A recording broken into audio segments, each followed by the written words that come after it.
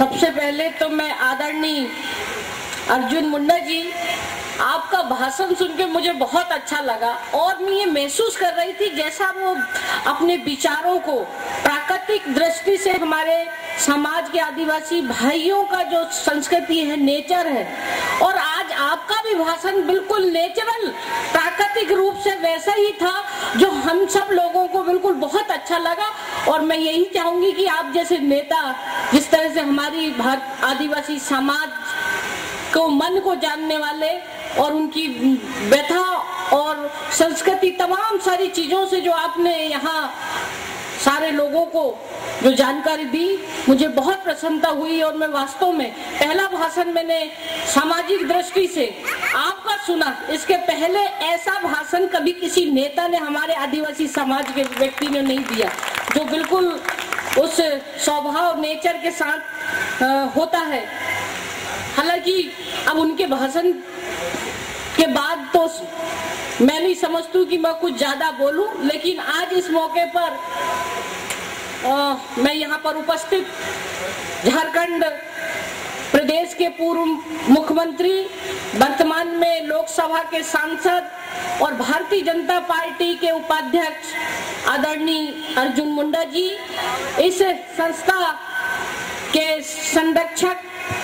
सम्मानी मेरे सहयोगी राज्यसभा के सांसद भाई माझी जी, आसरा इस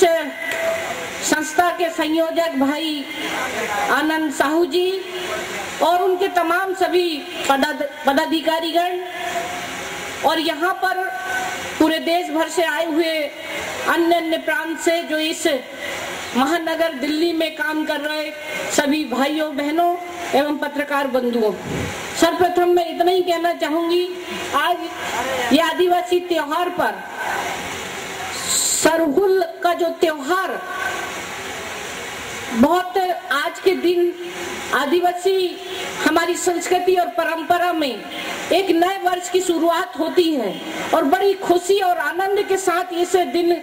त्योहार को मनाते हैं। और उसको लेकर ये जो आज कार्यक्रम भाई आनंद साहू और उनके तमाम साथियों ने जो यहाँ पर सभी लोगों को बुलाया और सांस्कृतिक कार्यक्रम के माध्यम से हम यहाँ देख रहे थे, बहुत आनंद भी हो रहा था, बहुत खुशी हो रही थी। तो मैं सम्मानीय आदरणीय अर्जुन मुंडा जी से कह रही थी कि ऐसे मौके पर अब भाषण नहीं देना चाहिए ज्यादा, बिल्कुल नेचुरल रूप में आज के दिन उनको पूरे उत्साह के साथ और बड़े मगन आनंद के साथ सबको मतलब खुशियां मनाना चाहिए। तो हालांकि मैं ज्यादा ना कहते हुए इतना ही कहना चाहूंगी, आज का जो विषय आपने असंगठित कामगार और घरेलू सहायता के बारे में रखा है और यहाँ पर स्वास्थ्य का भी, तो मैं इतना ही कहना चाहूंगी कि इसका चिंतन जब माननीय झारखंड में शिक्षा मंत्री थे, मैं राष्ट्रीय महिला आयोग की सदस्य थी, उस समय मैं आपसे मिला करती थी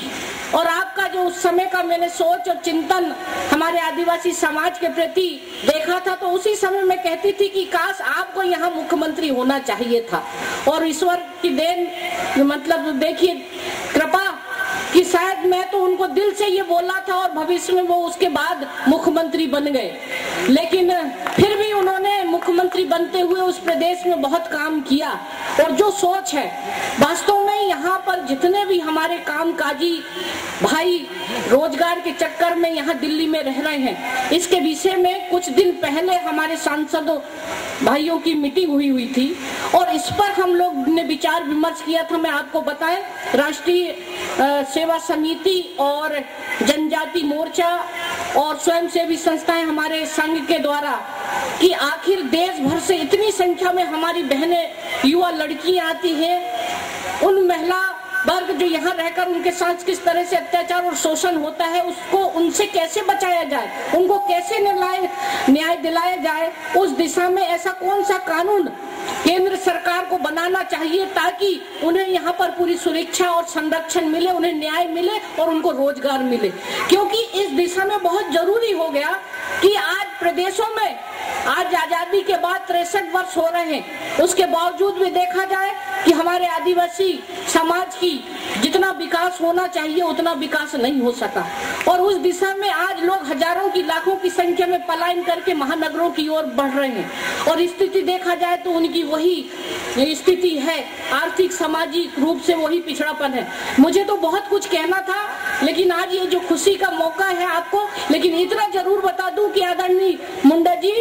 हम लोग यहाँ संसद के अंदर एक जिम्मेदार आदिवासी समाज का नेतृत्व कर रहे हैं। हम सब लोग यहाँ पर बैठ के इस बारे में विचार करें और संसद के अंदर ऐसा कोई कानून और विधेयक लाएं, ऐसा प्रस्ताव लाएं कि यहाँ पर रहने वाले कामकाजी भाई और बहनों के लिए ऐसा कोई कानून का प्रावधान हो कि उन्हें पूरी सुरक्षा और संरक्षण मिले और न्याय मिले।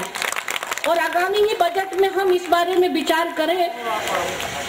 और मैं आनंद साहू जी को इस बात के लिए कहना चाहूंगी कि जिस तरह से आपने ये प्रयास करके सभी बहन भाइयों को ये स्टेज दिया, यहाँ पर मिलने का मौका दिया, ये तो बहुत अच्छा, उन्हें बधाई देती हूँ। उनके सभी लोगों को मैं बहुत धन्यवाद और बधाई के पात्र हैं। मैं मगर ये भी कहती हूँ कि ये तो एक आज का दिन बहुत खुशी का पर्व है और सभी लोग यहाँ पर दूसरे ही मूड में आए हैं ताकि यहाँ सब लोग मिलकर हंसी खुशी नाच गाना सब करेंगे। लेकिन भविष्य में एक ऐसी संगोष्ठी रखें, आप लोगों की भी व्यथा हम सुने। आज केवल एक दिन में ये इस समस्या का समाधान न हो। कौन कौन सी तकलीफों से आप गुजरना पड़ता है, क्या तकलीफ आपको होती है, क्या आपकी मांग है, क्या होना चाहिए, इस विषय पर भी आगे भविष्य में इस तरह का सेमिनार संगोष्ठी आप बुलाएं और उसमें हम लोगों को, सांसद लोगों से आप कहिए मुंडा जी से कि आपकी व्यवस्था क्या करना, तो वो व्यवस्था में भी हम लोग मदद करें। लेकिन आगे आपको आना होगा, तभी आपका ये कुछ समाधान और सब चीजों का सहयोग मिल सकता है। मैं ज्यादा न कहते, इस उपलक्ष्य में आप सभी बहन भाइयों को बहुत बहुत बधाई और यही अब आशा करती हूँ कि आप लोग इसी तरह से आनंद और प्राकृतिक जीवन इसके साथ आप खुशियां मनाइए, क्योंकि ये निश्चित है जो व्यक्ति प्राकृतिक रूप से प्रकृति के साथ जीता है उसको सुख शांति और भगवान भी